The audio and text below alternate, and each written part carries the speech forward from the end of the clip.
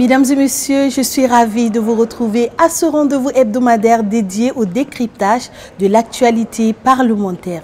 Bilan du sommet extraordinaire arabo-islamique où le président de l'Assemblée législative de transition, Dr Ousmane Bougoumon, a représenté le chef de l'État burkinabé, le capitaine Ibrahim Traoré, à Riyad, en Arabie Saoudite. Les enjeux de cette rencontre focalisés sur la situation en Palestine et au Liban, ainsi que les audiences accordées par le chef du Parlement en marge de ce sommet à découvrir en début d'édition. Le Parlement a donné son verdict sur la gestion budgétaire de l'État exercice 2023. Les députés ont adopté le 12 novembre dernier la loi de règlement du budget 2023. Un bilan financier que nous invitons à découvrir dans l'interview express de ce numéro avec l'honorable Mamadou Yaro. Mesdames et messieurs, voilà pour le sommaire de cette édition. Bienvenue à tous à cette tribune du Parlement.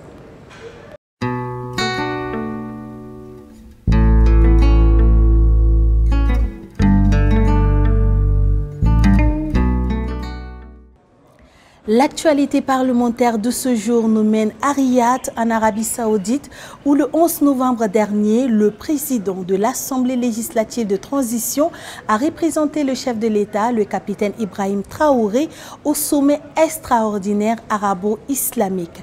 Initié par l'Organisation de la coopération islamique et la Ligue arabe, le pivot de cette rencontre était la crise au Liban et en Palestine. Le bilan de ce sommet dans cet élément de Ousseynou Ouedraogo et Chloïmé Alain Koulibaly. Réunis à Riyad, la capitale saoudienne, les leaders des pays membres de l'Organisation de la coopération islamique et ceux de la Ligue arabe échangent à bâtons rompus sur les différentes crises qui secouent le Moyen-Orient. Le cas du Liban et de la Palestine inquiète plus d'un, au nombre desquels le Burkina Faso, lui-même troublé par une crise sécuritaire. La culture du dialogue et de la cohésion sociale sont mises en avant pour favoriser le retour de la paix dans cette région. Vous avez été mandaté par son Excellence le capitaine Ibrahim Traoré pour conduire une délégation afin de prendre part à un sommet extraordinaire conjoint Ligue arabe, Organisation Communauté islamique, l'OCI. Et notre souhait, c'est que cette mobilisation qu'il y a eu au niveau pour soutenir la Palestine et pour soutenir le Liban, qu'il y ait aussi des mobilisations de ce genre-là pour soutenir la cause sahélienne afin que nous puissions retrouver la paix, afin que nos populations civiles puissent goûter à la liberté, à la sécurité. Le sommet a exprimé la nécessité de soutenir les efforts de paix avec à la clé une déclaration pour la libération des territoires occupés, un cessez-le-feu immédiat, la levée du blocus sur Gaza pour permettre l'entrée des convois d'aide humanitaire et l'organisation d'une conférence internationale pour la paix. En marge du sommet extraordinaire arabo-islamique à Riyad, Dr Ousmane Bougoumon a eu des entretiens bilatéraux fructueux avec les chefs de délégation des deux autres pays de l'AES. Il s'agit du ministre malien de l'administration territoriale, le général Abdoulaye Maïga, et le ministre nigérien des Affaires étrangères, Bakary Yahou Sangaré. À leur suite, le chef du Parlement burkinabé a reçu des investisseurs saoudiens et des représentants de la diaspora burkinabé d'Arabie Saoudite. Le point toujours avec Ousseynou Ouedraogo et Chloïmé Alain Koulibaly. En faveur du deuxième sommet extraordinaire arabo-islamique à Riyad, les chefs des délégations maliennes et nigériennes revisitent l'état de la coopération entre les pays de l'AES avec le président Bougouma. Nous avons fait le point, la mise en œuvre des différentes activités. Nous avons bénéficié de ces sages conseils et orientations. Je pense qu'il a été dit, c'est des défis. Je pense que nous sommes là pour relever ces défis et surtout mettre en exécution les visions de nos plus hautes autorités. À leur suite, une délégation du Conseil des chambres saoudiennes de commerce. Elle affiche ici leur ambition d'investir au Burkina dans le secteur agroalimentaire, les mines ou encore l'énergie renouvelable. Nous avons parlé des opportunités qui peuvent exister entre le Burkina Faso et l'Arabie Saoudite. Et son Excellence nous a promis de nous donner une invitation de venir visiter le Burkina Faso et de toucher du doigt les opportunités d'investissement qui s'y trouvent. Le séjour en terre saoudienne s'est achevé par une rencontre avec la communauté burkinabé vivant à Riyad. J'ai la chance d'avoir une communauté très mobilisée, très engagée, qui se donne jour et nuit auprès de notre mission diplomatique pour accompagner la mission du gouvernement, la mission de son Excellence. Situation sécuritaire au pays, relance économique, facilitation des démarches consulaires sont autant de sujets abordés avec le chef du Parlement. Les personnes déplacées internes arrivent progressivement à retourner dans la localité d'origine. Sur le chemin du développement, vous avez déjà constaté la bonne dynamique en termes de construction d'industrie et la vision très claire de son Excellence à travers le développement endogène. Les participants n'ont pas manqué d'encourager et de réaffirmer leur soutien aux autorités de la transition. Dès son retour à Ouagadougou le 13 novembre dernier, le chef du Parlement, Dr Ousmane Bougoumon, s'est rendu au domicile familial du regretté maître Titenga Frédéric Passéré. Dans un geste empreint de respect et de compassion, l'occupant du perchoir a présenté ses condoléances à la famille de l'illustre disparu, décédé le vendredi 8 novembre 2024.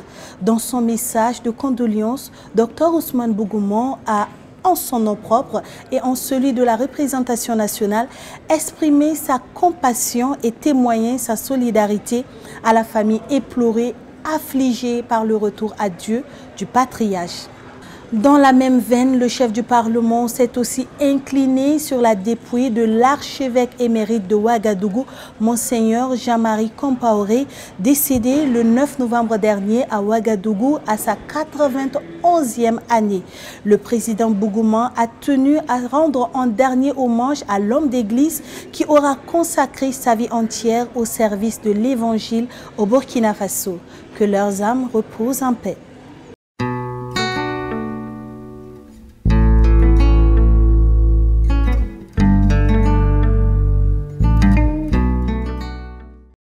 Dans le cadre du contrôle parlementaire de l'action gouvernementale, les députés ont sanctionné par leur vote la loi de règlement du budget de l'État exercice 2023, marquant ainsi la clôture officielle des opérations budgétaires de l'année écoulée.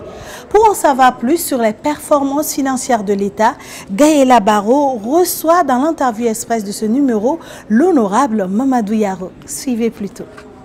La représentation nationale a adopté la loi portant loi de règlement au titre du budget de l'État exercice 2023. Qu'entend-on par loi de règlement? La loi de règlement est un document juridique qui permet de contrôler l'exécution du budget. En décembre 2022, nous avons adopté la loi de finances initiale 2023. Nous avons donc donné une autorisation au gouvernement pour exécuter le budget 2023. Donc c'est normal que le gouvernement revienne vers nous pour nous dire voilà ce que nous avons fait de votre autorisation que vous nous avez donnée pour l'exécution du budget 2023 et cela à travers la loi de règlement 2023. Et justement, est-ce que ce budget a été bien exécuté? Ce budget a été bien exécuté.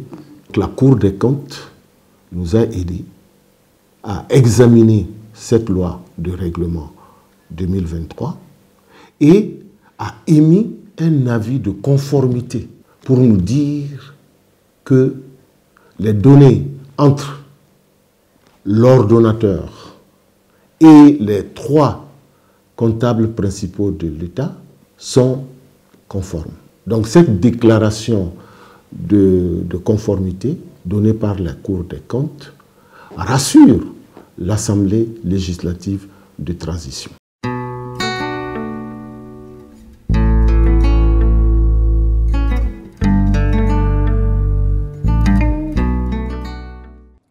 L'éventail des projets de loi étant large, il convient de s'interroger sur les spécificités du processus législatif applicable aux projets de loi modificatifs.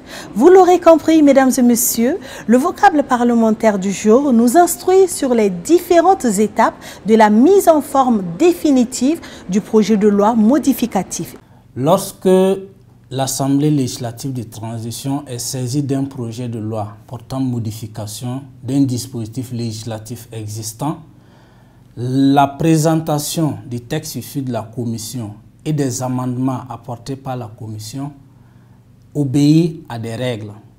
La première règle, qui correspond à une hypothèse où le projet de loi soumis par le gouvernement n'a fait l'objet d'aucun amendement. Dans ces cas, on reprend textuellement la disposition telle qu'introduite par le gouvernement. Le au lieu de qui correspond à la disposition qui est en vigueur et le lire qui correspond à la proposition par laquelle le gouvernement veut modifier la disposition en vigueur. La seconde règle s'applique dans l'hypothèse où la Commission a apporté un ou des amendements à la proposition introduite par le gouvernement en initial. Dans ce cas, la Commission, dans son texte issu de ses travaux, reprend la proposition faite par le gouvernement et fait suivre la proposition qui a été amendée et adoptée par la Commission. Ce sont ces deux dispositions qui sont soumises à l'examen, à l'appréciation de la plénière. Ce n'est qu'après cette étape de la plénière que le document, le texte issu de la Commission, qui, il faut le préciser, est un document de travail mis à la disposition de la plénière. Ce n'est pas la loi qui est signée par le président de séance, ce n'est pas la loi qui est transmise au chef de l'État pour promulgation. Ce n'est qu'après l'adoption du document en séance plénière qu'il retourne dans les services législatifs et à cette étape-là, il s'agit de prendre les dispositions définitivement adoptées par la plénière de l'Assemblée et les insérer dans un document définitif qui porte le numéro de la loi, qui est soumis à la signature du secrétaire de séance et du président de séance avant la transmission du document, soit au président du Conseil constitutionnel pour l'appréciation de sa constitutionnalité ou l'appréciation du respect de la procédure de révision de la Constitution lorsqu'il s'agit d'un projet de loi portant révision de la Constitution. Après cette étape de contrôle, le document, la loi est transmise au chef de l'État pour promulgation.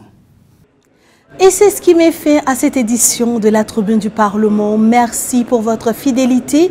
Pour rester au cœur de l'actualité parlementaire, suivez-nous sur la 89.7 FM, La Voix du Parlement et sur nos plateformes digitales.